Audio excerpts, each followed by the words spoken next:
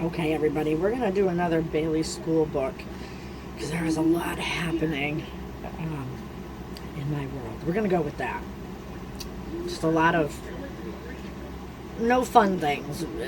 Electricians and no. So we're just going to continue on. And so today we're going to do Cupid Does Eat Chocolate-Covered Snails. I did not fully read that whole title before now, and I thought it just quite simply said, Cupid does eat chocolate. That's my bad. So today we're going to learn about covered snails. Yeah. Yuck.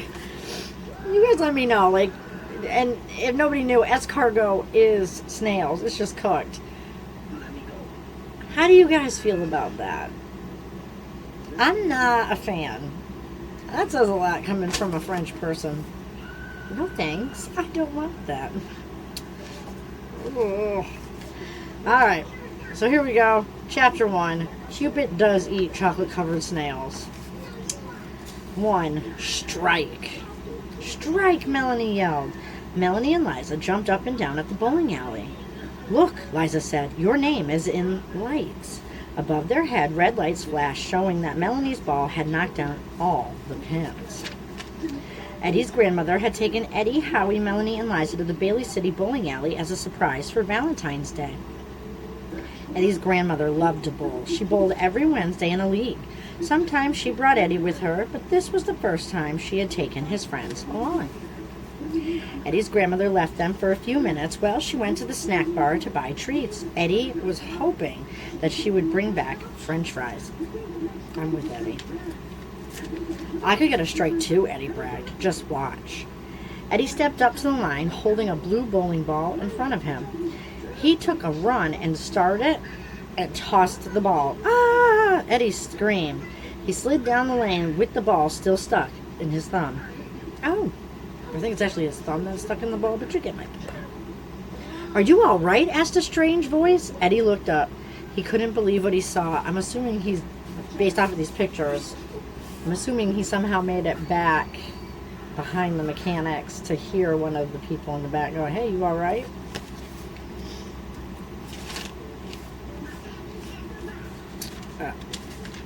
I'm sorry. The next chapter, chapter 2, is called Pink Nut. Eddie had never seen so much pink. Pink shoes, pink pants, pink shirt, pink skin, even pink hair. The pink man held the pink hand out to Eddie. Are you okay? The man asked again. Melanie came up beside the pink man. Eddie is fine, she said. He falls down all the time. Sorry, I had to readjust that. I felt like I was leaning in and everybody was coming back. The pink man walked away carrying 3 bowling balls in his big pink arms. He juggled the 3 heavy balls as if they weighed nothing. That's pretty, amazing feat. Did you see that, Howie asked? Melanie nodded. I saw a woman with pink hair once. It looked like she had cotton candy on her head. What kind of nut has pink hair and juggles bowling balls? Eddie asked. Melanie pointed to the man. He had put down the balls and was helping Eddie's grandmother carry the snacks. A very nice nut, Melanie said. Chapter 3. Mr. Lovegood. Why, thank you, Mr. Lovegood, Eddie's grandmother said as they walked up carrying armloads of popcorn, hot dogs, and soft drinks. You came just in time. Mr. Lovegood put his tray on a table. I aim to please, he said before bowing low to the ground. Eddie's grandmother giggled and smoothed down her gray curls. Oh my, she said, such a gentleman. May I offer you a snack, she asked, holding her tray out to him. No thanks, I have my own, Mr. Lovegood said, pulling a small box from his pocket. Would you like some? Eddie asked. Eddie's grandmother read the box label. Chocolate-covered snails. I've never tried those. Thank you. Follow me here for a minute. If it's not something that's custom, I mean, you might want to, hey, listen, this is a weird snack. Would you like to try a new, slightly odd for your country or civilization? I don't know why I say it like that. I'm sure you get my point, but I'm going to pass on the chocolate-covered snails. No. Imagine that. She's never tried one. Me neither. Nor will I. Liza stared in horror as Eddie's grandmother and Mr. Lovegood popped the snails into their mouths. Even Eddie, who loved candy, stuck out his tongue. Ugh. He held onto his throat. Yuck! He fell on the floor. Oh, chocolate's ruined! It was a bit dramatic. Mr. Lovegood reached into his other pocket and pulled out a roll of stickers. He plucked a sticker off the roll and gently put it on Eddie's grandmother's collar. You might enjoy bowling with Mr. Oswald for a while, he said. Then Mr. Lovegood rushed over 3 lanes and plopped a sticker on a bald-headed man. As soon as the sticker hit his head, Mr. Oswald dropped his bowling ball with a thud and smiled at Eddie's grandmother. So, if you remember the other book, the Cupid Doesn't Flip Hamburgers, it was the lunch lady who had made all the new meals, and she made, like, even the hamburg buns were heart-shaped, and the hamburgers were heart-shaped. But when she pinned something onto someone, they would fall in love with the first person they saw. The sticker seems to have the same effect. Eddie's grandmother did the unthinkable. She dropped her tray of snacks and hurried over to meet Mr. Oswald. Splat went the hot dogs on the floor. Splat went the soft drinks on the floor. Drats went Eddie, looking at the ruined snacks. Eddie's grandmother didn't watch the kids bowl for the rest of the day. She didn't see Howie knock down all his pins. She didn't see Liza finally get the ball all the way down the lane. Instead, Eddie's grandmother watched Mr. Oswald. Chapter 4, Stickers. This is great, Eddie said. Grandma isn't paying attention. I can get away with anything. Eddie's grandmother was so busy bowling with Mr. Oswald, she didn't watch Eddie put 2 straws in his mouth and spit soda all over Melanie. Hey, Melanie shouted. She didn't see Eddie take all the bowling balls from the kids beside them. Oh, that's just me. She didn't even pay attention when he hula danced down the lane. No one else sees this? That's what I have to ask. Eddie, behave, Liza warned. Why? Eddie wanted to know. Because it's the right thing to do, Melanie said. Besides, you could get in trouble. Grandma's not even looking, Eddie told his friend. I can do anything I want. She usually watches you like a teacher giving a test, Howie said. It is strange, Liza said. Ever since Mr. Lovegood gave her that snail, she's been acting funny. I still can't believe she ate snails, Melanie said, holding her belly. It's so yucky. People eat lots of strange things, Howie said, like worms, ants, and even grasshoppers. Those do come chocolate covered. Those grasshoppers. No. Just not my thing, but no, thank you. That's sick, Liza said. I ate a bug once, Eddie admitted. It was big and creepy and crawly. It sounds about right for Eddie. Liza covered her mouth. Don't listen to Eddie, Melanie said. Maybe it isn't the snail at all. The stickers could have made your grandmother act so funny. The 4 friends looked at Eddie's grandmother. What's on that sticker anyways, Howie asked. Well, now we're thinking about it, huh? It's a heart with an arrow through it, Melanie said. Uh-oh, said Howie, pointing down the lane. Mr. Lovegood plopped stickers on 2 teenagers. As soon as he did, the 2 kids smiled and then held hands. I think we have a problem, Howie said. A very sick problem. Chapter 5, Cupid. You guys are not going to believe this, Howie said. What's wrong, Liza asked. Shush. Howie put his fingers to his lips. He whispered to his friends, I think Mr. Lovegood is some kind of, love creature.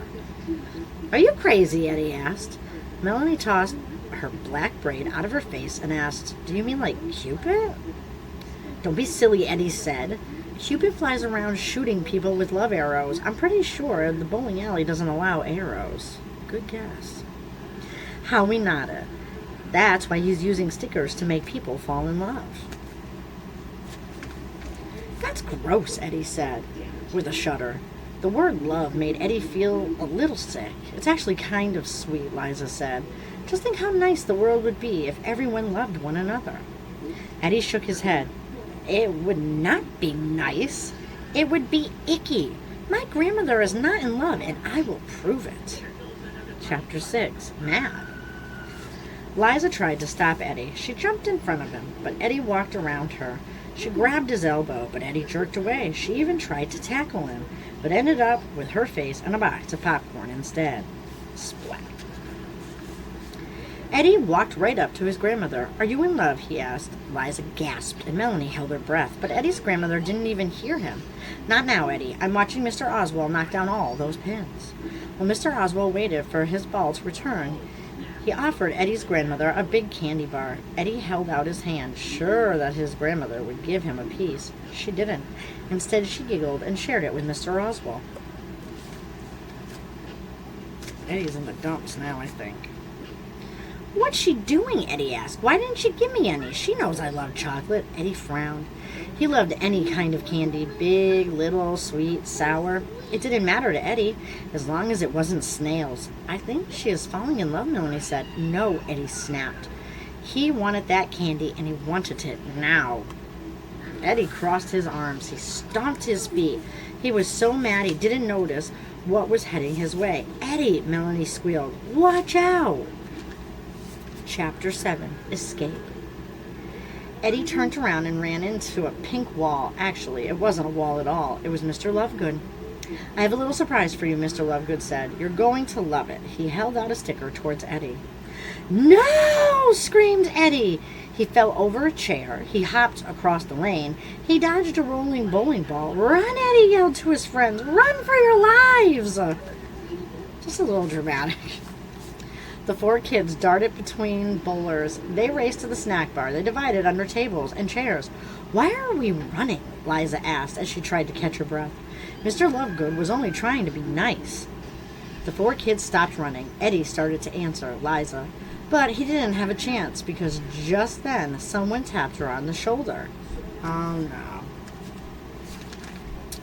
Chapter 8, Tug of War. Eddie turned around. A girl with curly blonde hair squeezed his arm. It was Carrie from the second grade class.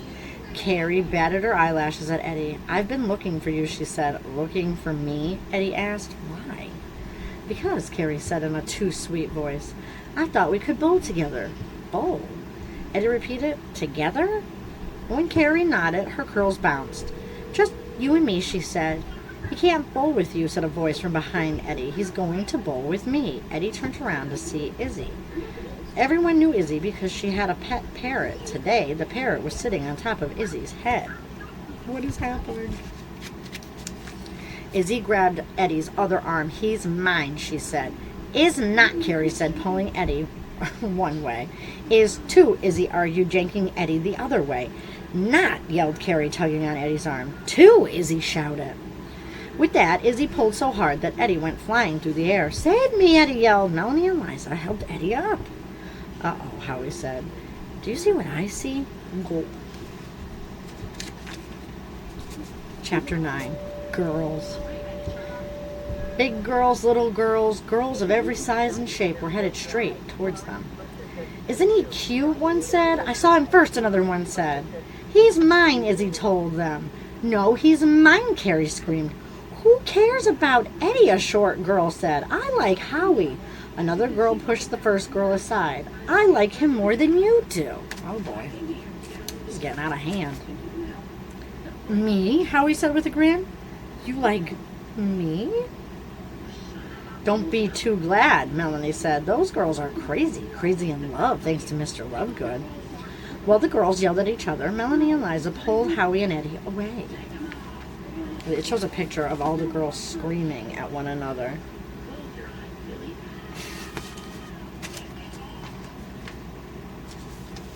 "Melanie is right," Liza said. "Mr. Lovegood is Cupid, and he's made all the girls fall in love with you."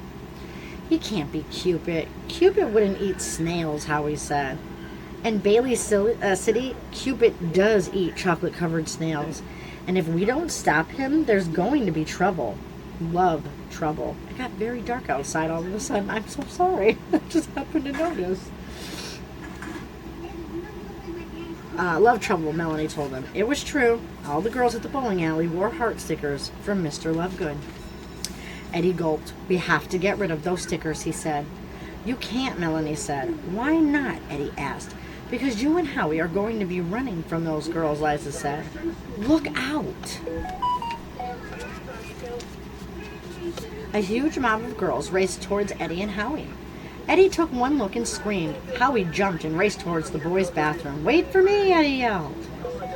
Chapter 10, Love War. We have to help Eddie and Howie, Liza said. But what can we do? Melanie jumped up and down. I know. We can grab all those heart stickers and tear them into little pieces. That do the same thing as break their hearts, do you think? Liza gasped. That's not nice. We have to do it, Melanie said. Look around. Girls were pounding on the boys' bathroom door.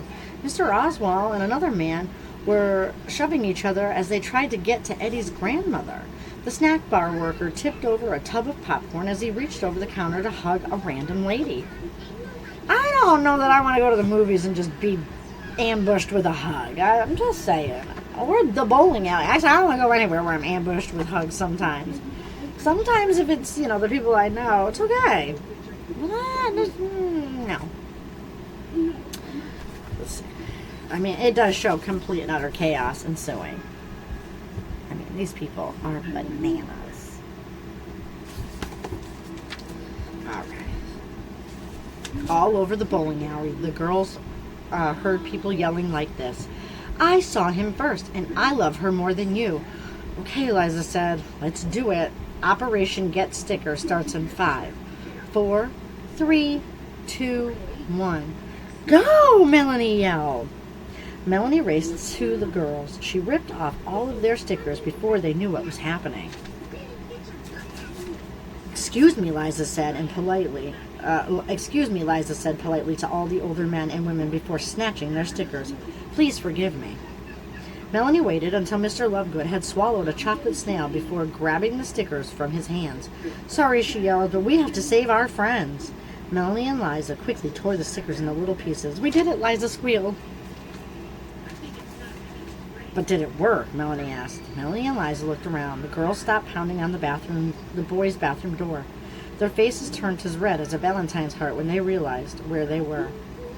Mr. Oswald and the other men stopped pushing each other. They shook hands and sat down to wipe the sweat from their foreheads.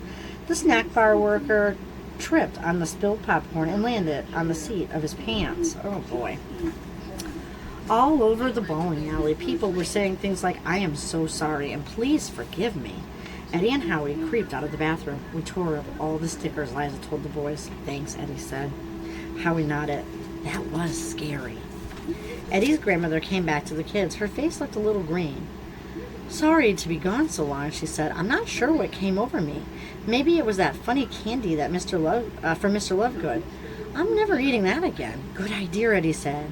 In Bailey City, one thing is for sure. Cupid does eat chocolate-covered snails. And that's this book. So you guys let me know. What do you think? Leave it in the comments. I'm still not eating snails, though. Everybody have a good night.